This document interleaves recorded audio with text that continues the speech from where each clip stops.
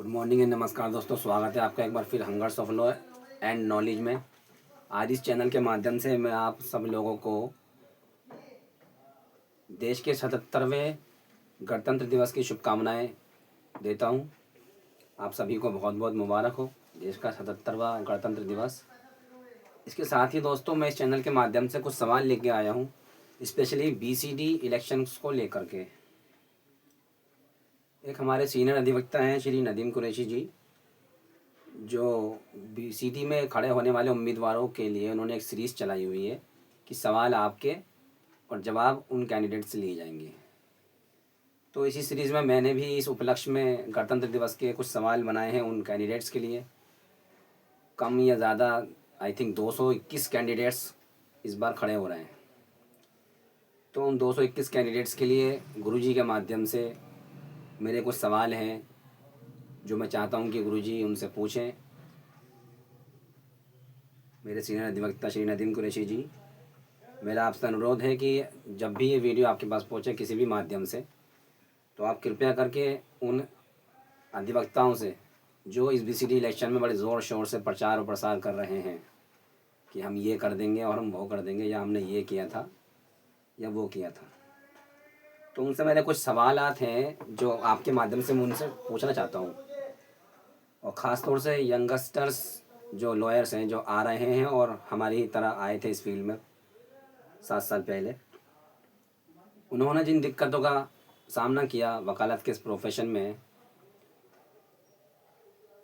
तो उसके रिगार्डिंग मेरे ये सवाल हैं।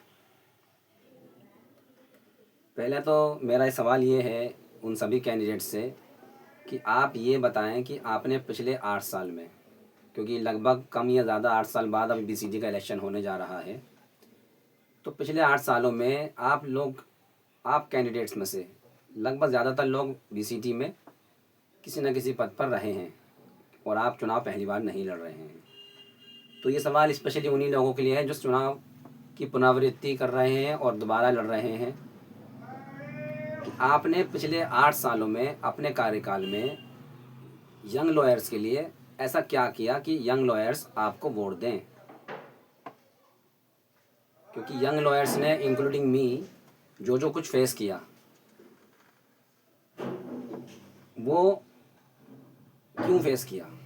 और उसके लिए उनकी क्या मदद की जा सकती थी जो आप लोगों ने नहीं की।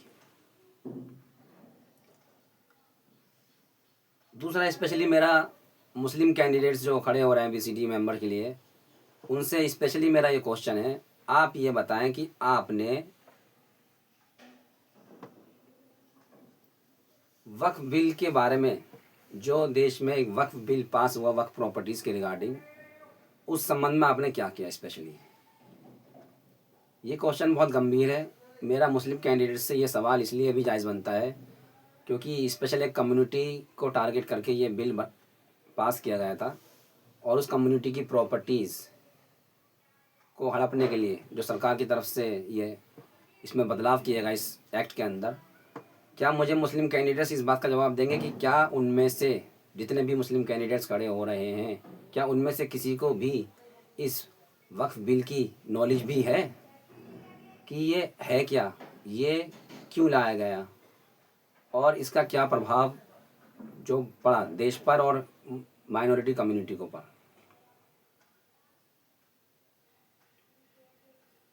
और बाकी एक मेरा तीसरा क्वेश्चन और भी है कि सभी कैंडिडेट से है जनरल 221 या दो भी खड़े हो रहे हैं कैंडिडेट्स, गुरुजी के माध्यम से ये क्वेश्चन मैं उनसे पूछना चाहता हूँ कि अब आप आगे आने वाले 5 सालों में क्या आपके पास प्लान है ऐसे जिनको आप अमली जामा पहनाएंगे, जिनको आप करेंगे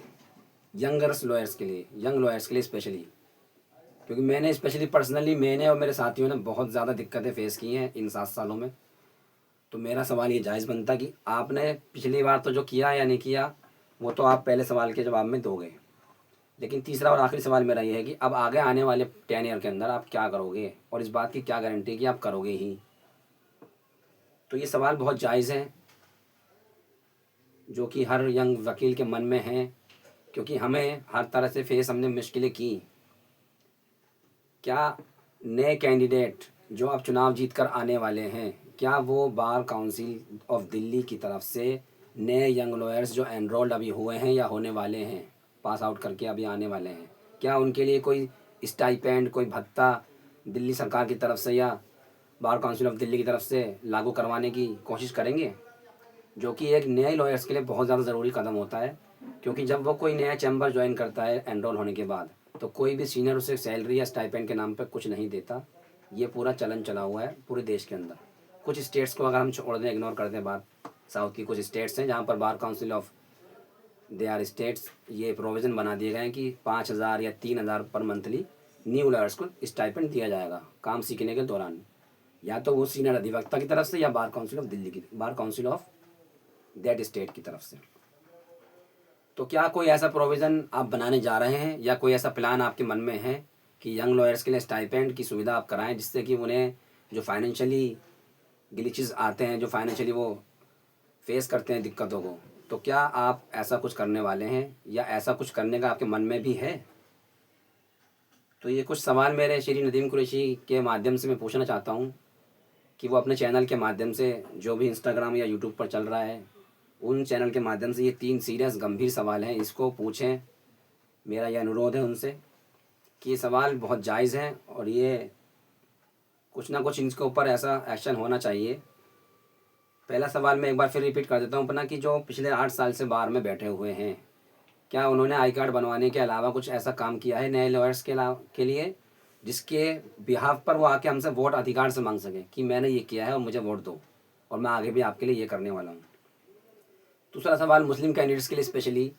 कि क्या जब वक्फ बिल लागू हो रहा था और जो रिकमेंडेशंस मांगी गई थी सबसे, तो क्या आपने उस पर कुछ ऑब्जेक्शन ऐसे लिए थे जिससे कि वक्फ बिल के अंदर ऐसे बदलाव ना होते जो वक्फ के लिए हानिकारक हैं, और जो वक्फ की प्रॉपर्टीज़ खाई जा रही हैं, जब्त की जा रही हैं डॉक्यूमेंटेशन के अभाव में या किसी भी रीज़न से, तो उसके लिए क्या आप जिम्मेदार हैं या नहीं? अगर आप जीत कर आ जाते हैं मुस्लिम कैंडिडेट्स स्पेशली, तो अब आप क्या एक्शन लेंगे? क्योंकि वक्फ जो बीसीडी में आएगा वो बार काउंसिल ऑफ दिल्ली का भी, वो वक्फ बोर्ड का भी मेंबर बनेगा। ऐसा मुझे जानकारी मिली है कि जो बीसीडी में इलेक्ट होकर आएगा, उन्हीं में से कोई एक person Waqf board of Delhi का भी सदस्य बनाया जा सकता है। तो ये सवाल मेरा इसलिए है कि क्या आपको वक्फ बिल की नॉलेज भी है? तीसरा और आखिरी सवाल मेरा वही है कि आप लोगों ने 8 साल में जो किया सो किया, अब आने वाले 5 साल के टेन्योर के अंदर अब आपके पास क्या प्लान है और उन्हें आप कैसे इम्प्लीमेंट करेंगे कि यंग लॉयर्स को स्पेशली जो दिक्कतें हमने और हमारे साथ के एनरोल्ड वकीलों ने, मेरे साथ के एनरोल्ड वकीलों ने जो फेस की, और आज किसी ना किसी तरह करके इस बड़े संघर्ष के बाद एक स्टेबलाइजेशन पोजीशन में पहुंचा हूं मैं, और अभी भी कुछ साथी मेरे बड़ा स्ट्रगल कर रहे हैं। ना हमारे पास बैठने के लिए सीट, ना हमारे पास प्रॉपर इंफ्रास्ट्रक्चर।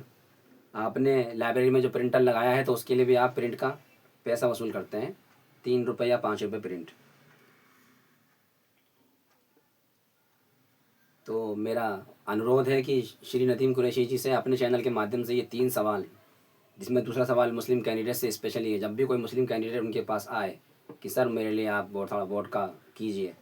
तो ये सवाल जो मेरा वक्फ बोर्ड वाला है ये ज़रूर उनके आगे रखें। क्योंकि एक वकील का, स्पेशली एक मुस्लिम वकील का, कम से कम अपनी समाज और अपने कम्युनिटी के लिए